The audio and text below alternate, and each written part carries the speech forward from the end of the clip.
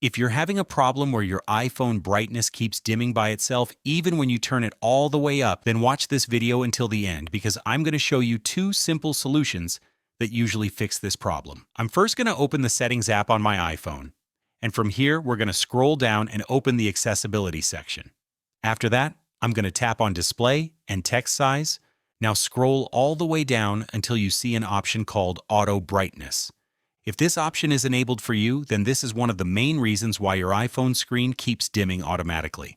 Auto brightness adjusts your screen brightness based on the lighting around you, but sometimes it doesn't work correctly and keeps lowering the brightness even when you don't want it to. So go ahead and turn auto brightness off. After that, we're going to go back to the main settings page, and now I'm going to scroll down and open the battery section. Here, make sure that low power mode is turned off. When low power mode is enabled, your iPhone limits performance and reduces screen brightness to save battery, which can make your screen look very dim. Once you turn this off, go ahead and adjust your brightness slider again and see if your screen now stays bright. If one of these solutions helped you, make sure to leave a comment down below so it can help other people as well. And thanks for watching, everyone, and I'll see you in the next video.